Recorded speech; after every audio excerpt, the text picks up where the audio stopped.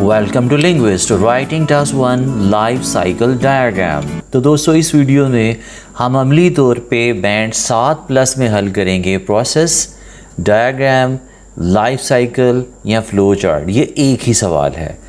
150 अल्फाज को लगभग 20 मिनट्स के अंदर 7 या 7.5 बैंड स्कोर की रिपोर्ट में लिखने के लिए हमें बड़ी जानदार हिकमत अमली चाहिए और हम वही आजमाएंगे इस वीडियो में। लाइफ साइकिल डायग्राम इस्तेमाल की जाती है किसी जानदार या किसी शय की ज़िंदगी के मुख्तलिफ स्टेजेस को ऑर्गेनाइज तरीके से बयान करने के लिए। एग्ज़ाम में सबसे पहले सवाल को समझ के प्लानिंग करने में जो हम 5 मिनट्स लगाएंगे वो हमारा बैंड स्कोर यकीनी बनाएंगे। तो सबसे पहले आती है अंडरस्टैंडिंग ऑफ द क्वेश्चन और प्लानिंग स्टेज। हमारे पास टास्क 1 की रिपोर्ट के 3 हिस्से हैं, इंट्रोडक्शन, ओवरव्यू और मेन बॉडी। टास्क 1 का आगाज़ हम प्रोफेशनल अंदाज से बेहतरीन अल्फाज के साथ सवाल को पैराफ्रेज करते हुए करेंगे, यानी लफ्ज़ों का बदलाव बगैर मानी बदले हुए। जैसे स्टार्ट यानी इंट्रोडक्शन आपके सामने है। The diagram in focus elaborately illustrates the steps involve in a frog's life cycle. हमने अच्छी वर्डिंग इसलिए यूज़ की है कि हम 7 या 7.5 बैंड स्कोर की कोशिश कर रहे हैं।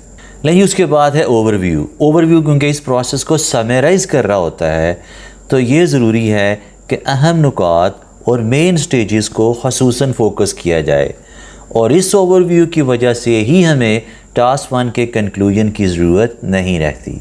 Overall the entire process clearly comprises obvious stages commencing with the reproduction of a frog's eggs, ultimately ending with the appearance of full-fledged frogs.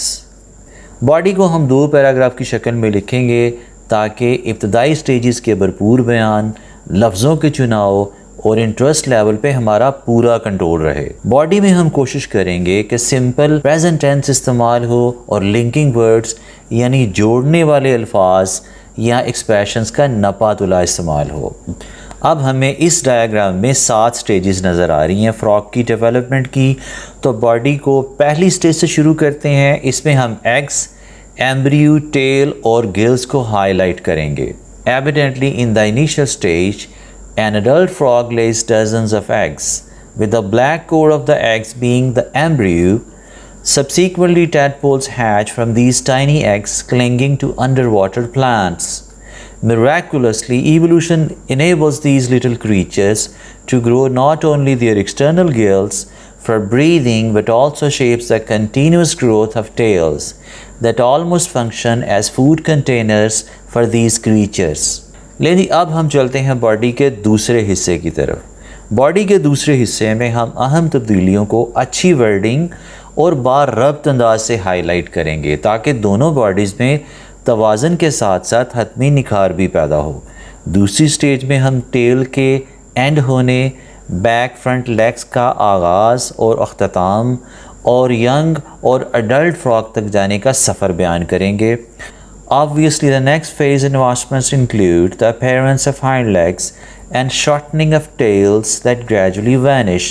Now fully supported by 4 limbs, the little creatures eventually becomes a young frog before ultimately emerging as an adult frog, apparently ready to initiate the cycle once again. I hope students आपको इसकी अच्छी समझ आई होगी। Thank you very much.